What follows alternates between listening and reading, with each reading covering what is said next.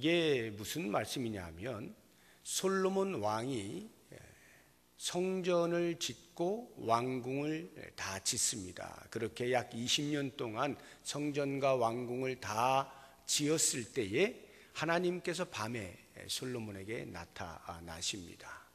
그리고는 하시는 말씀이 네가 이 성전을 지었기 때문에 이제부터 나는 내 이름을 이 성전에 두겠다라고 약속을 해주십니다. 다시 말하면 하나님께서 영원토록 그 성전에 머무시겠다라는 거예요. 그래서 성전으로 나오는 모든 백성들을 만나주시겠다라고 약속을 하시면서 이후에 혹시 있게 되어질지 모를 어떤 일에 대하여서 솔로몬에게 이야기를 하는 겁니다. 그게 뭐냐 하면 만약 너희 땅에 내가 하늘문을 열지 아니하고 비를 내리지 아니하고 메뚜기 떼로 인하여서 많은 피해가 있고 이 백성들 가운데 전염병이 돌아와서 신음을 하게 되는 그러한 경우가 생기거든. 그 다음에 주신 말씀이 오늘 우리가 읽은 말씀입니다. 다시 한번 14절을 보십시오. 내 이름으로 일컫는 내 백성이 그들의 악한 길에서 떠나 스스로 낮추고 기도하여 내 얼굴을 찾으면 내가 하늘에서 듣고 그들의 죄를 사하고 그들의 땅을 고칠지라. 하나님이 솔로몬에게 이야기해 주시는 것은 백성들이 혹 하나님을 떠나게 되는 범죄의 자리에 있게 되어질 때라도 성전에 나와서 하나님 앞에 납작 엎드려서 겸비한 마음을 가지고 우리가 잘못했습니다, 가슴을 치고 죄를 뒤집어 쓰고 간절한 마음으로 회개하면 하나님께서 그 죄를 사하시고 땅에 부어주었던 징계를 풀어주시겠다, 땅을 다시 고쳐주시겠다라는 약속의 말씀인 것입니다. 그렇습니다. 우리가 부흥을 경험하고 싶습니다. 우리의 가슴이 뜨거워지기를 원합니다. 그러나 만약 우리의 마음 가운데에 죄악을 품고 있으면 그 죄악은 하나님께로부터 오는 모든 은혜의 통로들의 한가운데 서서 그것을 막고는 흘러 들어오지 못하게 하는 것입니다. 우리의 죄악이 하나님의 은혜를 경험하지 못하게 만든다라고 하는 것이죠.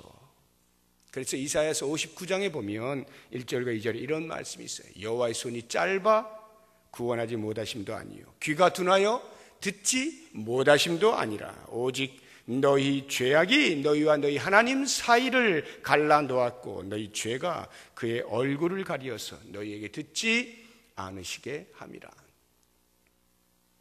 우리가 간절한 마음으로 무엇인가를 구하고 부흥을 꿈꾸며 간절히 매달리는데도 불구하고 우리의 가슴이 냉랭하고 하나님께서 부으신 은혜들을 경험할 수 없다면 우리는 점검해야 됩니다.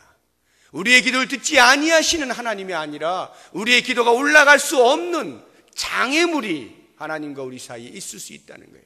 그게 우리의 죄악이라는 거예요. 우리가 알고 짓는 죄든 부지불식간에 짓는 죄든 그 죄는 하나님으로부터 오는 모든 은혜를 가로막게 되는 것입니다. 사랑하는 여러분, 우리가 이 새벽에 한번 돌아봤으면 좋겠습니다. 우리의 삶을 돌아보시고 내가 지금 고난 가운데 있다라고 생각되어지는 어떤 부분들을 한번 생각해 보시기 바랍니다. 그것이 경제적인 문제입니까? 아무리 열심히 해도 무엇이 막히고 도무지 뚫리지 아니하는 그런 답답함이 있습니까? 우리는 한번 돌아봐야 돼요. 모든 고난이 전부 우리의 죄 때문에 오는 것은 아닙니다. 다른 많은 이유도 있어요. 우리의 믿음의 연단을 위해서도 있을 수가 있고 그 연단 이후에 하나님께 영광을 돌리기 위한 목적으로 올 수도 있습니다. 그러나 저는 저의 경험으로 볼 때에 그러한 경우도 있지만 상당 부분이 하나님께서 우리에게 은혜 주시기를 기뻐하시고 우리가 잘 되는 것을 원하시는 하나님이라고 할 때에 우리가 무엇인가가 막혀 있다면 거기에는 우리의 죄악이 숨어 있을지 모르는 것입니다. 상당 부분이 그렇습니다. 그런 의미에서 우리는 철저하게 그 고난 가운데 숨어져 있는 우리도 알지 못하는 사이에, 인식도 못하는 사이에 죄를 짓고 있는 어떠한 무엇이 있지 아니한가 살펴볼 필요가 있는 것입니다. 그래서 오늘 이 새벽은 다른 그 어떤 것 다 내려놓고 자기 자신을 살피는 시간을 갖기를 원합니다. 다윗이 범죄를 한 이후에 나단 선지자가 그에게 지적을 하기까지의 그 1년의 생활을 한번 상상해 보십시오. 어떠한 삶을 살았을 것 같아요? 그의 시편에서의 기록들을 보면 뼈가 말라가는 그러한 고통 가운데 있다 하지 않습니까? 우리가 설령 경제적인 어떤 어려움이 없고 가족 간의 어떤 문제들도 없고 별 탈 없이 잘 지나간다 할지라도 만약 내 마음 가운데 하나님께서 부어주시는 은혜를 경험하지 못하고 냉랭하게 있다라고 한다면 이미 하나님을 떠난 거기에서부터 우리는 고통이다 라고 하는 것을 알 필요가 있습니다.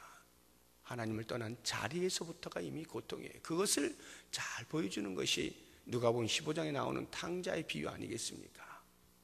무엇이 있고 없어서 고통과 고난과 신임이 아니라 하나님을 떠난 자리에서부터 이미 우리는 고통의 시작인 것을 알아야 하는 거죠.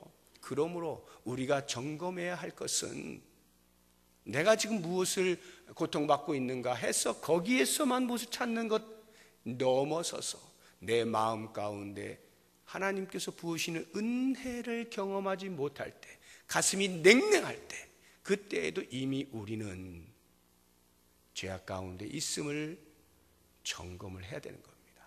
그래서 무엇이 나로 하나님의 은혜를 경험하지 못하게 만드는가 하나씩 하나씩 낱낱이 살펴서 그것들을 오늘 이 새벽에 일일이 하나님 앞에 구하면서 우리의 죄를 자백하게 되면 하나님께서는 의로우시고 미쁘신 분이기 때문에 우리 죄를 사하시고 우리를 모든 불의에서 깨끗하게 하시겠다고 약속을 해주셨어요. 오늘 이 새벽에 이 약속의 말씀 붙잡으시고 하나님 저를 살려주십시오.